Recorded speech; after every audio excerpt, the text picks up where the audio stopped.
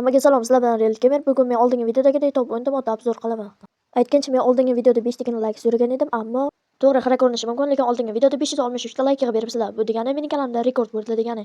Kelinglar mana shu videoni ham rekordini yangilab qo'yamiz.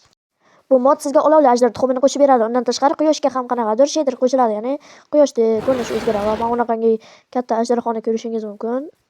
Agar ajdar kichkina tug'ilib qolsa, uni go'sht bilan kattartirsangiz bo'ladi, ya'ni qo'yda xom go'shti bilan. Yana ham bilmadim, boshqa go'shtlar ham bo'lsa kerak. Mana bu ajdarni ko'ryapsizlar, mana bu narsalar qimillab turibdi, juda realistik qilib ishlangan. Chunki bugun men sizlarga o'ta go'zal, eng sifatli modlarni obzor qilib o'taman.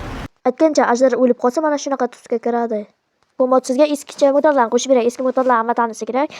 Hali ham ba'zilarda bo'lmasligi mumkin. Shuning uchun men bularni obzorga olib chiqdim. Mana bu esa mutant bo'ri. Uni suyak bilan o'rgatib olishni ham iloji bor. Uni suyak bilan o'rgatib olgandan keyin o'zini himoya qiladi va uni ustiga minib yursangiz bo'ladi. Bu esa boshqa motorlar: skelet, pigmen, keyin esa zombi. Bular bir-biri bilan urushtirsa ham bo'ladi va boshqa narsalar qilsa bo'ladi. Eng muhimi mod sifatli ishlangan. Top 9-moddagi motorlardan zerikdingizmi? Unda sizda yangi motorlar bilan tanishtirib o'taman. Bu modda menimcha mana bunaqa bronya va qilich ham qo'shilishi mumkin. Mana masalan Ustoz Farmonov biladigan bo'lsa, Ustoz Farmonovning mutant versiyasi. Bu eski modda yo'q menimcha.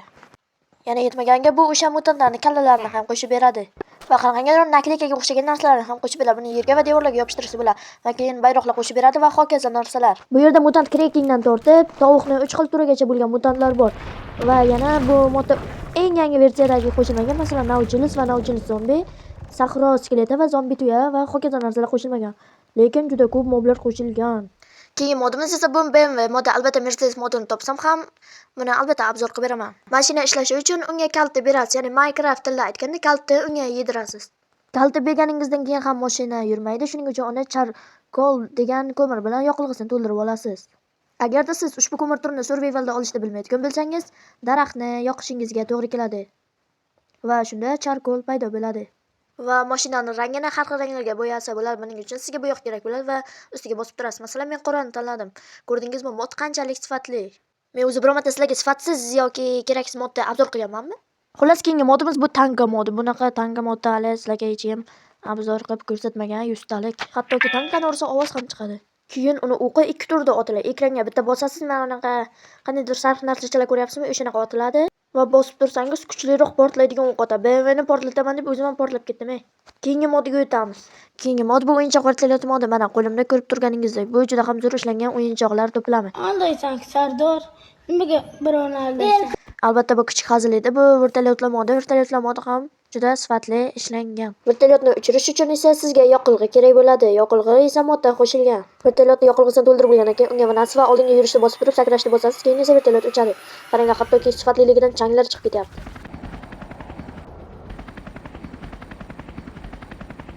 Bu esa mashina trak modi, birdaniga shuni ham qo'shib beradi. Bunga ham yoqilg'i qo'shish zarur. Va keyin unga mana bunaqangi qanaqadir narsani ulab qo'ysa ham bo'ladi, bilmadim bu nima, lekin chiroyli ko'rsatib turibdi.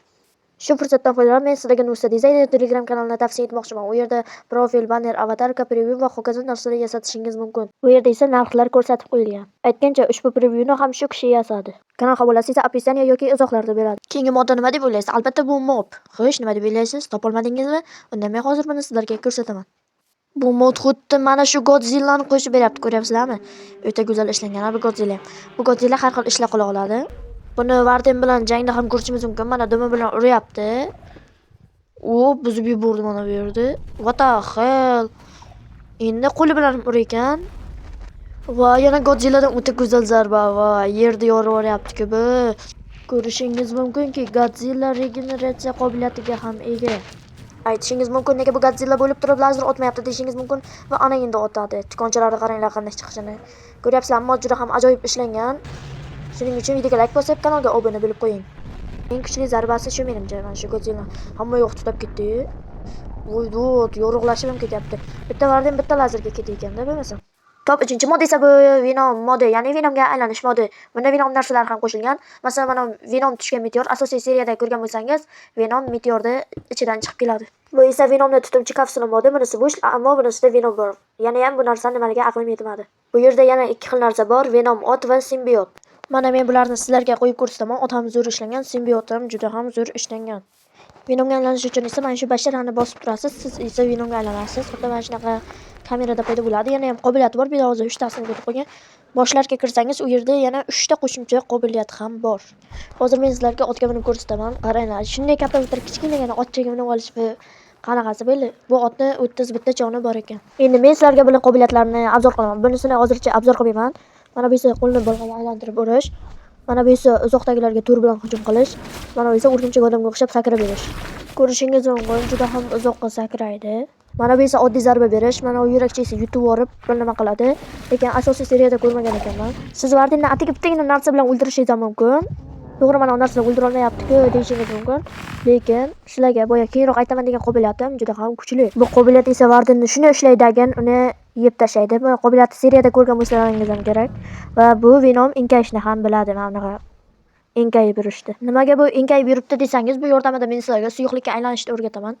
Shunday enkayasidagi oldinga va pastroqqa qarab yursangiz, mana shunaqa suyuqlikka aylanadi. Bundan qutulish uchun esa bitta sakraysiz, tamom. Oldinga aylanish uchun esa inventorga kirib, boshingizdagi narsani olib qo'yasiz va siz yana oddiy odamga aylanasiz. Bu mod shulardan iborat edi. Endi top 2-modga o'tamiz. Bu mod sizga qurol-yarog' qo'shib beradi. Bakis, hekerlarni videosida ko'rgan bo'lsangiz, xuddi mana shunaqa orужиялар bor, cheksiz o'q-dorilar ham bor. Xuddi mana shu mod. Hozir men sizlarga buni ishlatib ko'rsatib beraman. Mana moblar yordamida. Xo'sh, kalajnikni olamiz va mana bu aholini otamiz. Даже ovozlargacha bor bu modda. Qo'lda turishini qaranglar. Avvalgi modimni eslasalaring qo'l stifdiki bo'lib qolasdi. Bu esa xuddi qo'l o'ziniki. Chutlashlari ham ajoyib qo'shilgan. O'q-donlari ham chotga qo'shilgan. Otganda hattoki nur ham chiqib ketadi. Eng qiziq joyi bu orужияларga hech chot tekkizib bo'ladi. Ko'ryapsizlarmi? Yetil bittada o'ldi. Va mana bunaqa qanaqadir narsalar ham qo'shib beradi. Bilmadim bular nima, lekin ish stollariga o'xshab ketadi. Mana bu cheksiz o'qlar va oxirgi ish stolini olamiz. 3 ta ish stol bor ekan. Ishlatib bo'lmaydimi, nima bo'ladi bular yoki prosta nomigami? Mana bu ikkinchisi, lekin uchinchisini ustiga bosib ishlatib bo'lyapti, lekin qanday ishlatishda baribir tushunmayapman. Mana shuncha orужие bor ekan, mana qarang, juda ham ko'p orужиялар bor. Hattoki bularning qo'lga turishi ham zo'r. Endi keyingi modga o'tamiz. Bu modimiz esa Skibidi toiletlarning yappa-yangi versiyasi, oxirgi versiyasi desam ham bo'ladi. Men sizlarga bularni ko'rsatishdan oldin sizlarga bitta xavfsizlik qoidasini aytib o'tmoqchiman. Bir maslahatim, moblarda spawnini o'chirib qo'ying. Nega bunday deyapman? Chunki kameramen Skibidi toilet astrolarda spawni bor. Ya'ni ular spawn bo'laveradi. Ular spawn bo'laversa, urush qilaveradi. Shu bilan asabingizga tegadi va yana bitta narsa, mana shu 3 ta tuxumni qo'yishingizni maslahat bermayman. Bu soat titaning eng oxirgi versiyasi. Buni o'ldirib bo'lmaydi. O'ldirsang vaqt orqaga qaytarib tiklanaveradi. Mana bu kamikaze degani portlovchilar. Mana rasmini chiqarib qo'ydim. Bularni 32, 64, 128 gigabaytli telefonlarga tavsiya qilmayman. Mana bu ham xuddi shunaqa, bu ham o'lsa, ya'ni Gemini fake versiyasi bu o'lsa, mana shunaqa kamikazelar tushadi. Sizlarga ham qiziq bo'lishi mumkin. Bular urushib kelinglar, Dakchis bilan ekstruktorda urishtirib ko'ramiz, chunki ularda urishga hamma qiziqsa kerak. Qani kim yutargan ko'ramiz. Ikkita kuchli bosslarda urishtirib ko'ramiz. Mana bu yerdan ekstruktorda olamiz. Xo'sh. Ana endi Dakchisni chaqiramiz. Bu yerdan esa ana uni chaqiramiz. Ya'ni ekstruktorni ko'rishingiz mumkin. Kirib kelishlariga ham animatsiyalar qo'yilgan, вообще zo'r ishlangan mod. Yuklab olishni tavsiya qilaman, lekin boyagi ikkita tavsiyamni albatta bajarib qo'ying xavfsizlik uchun. Ko'ramiz kim yutar ekan. Ungacha men qiziqarli musiqa qo'yib turaman.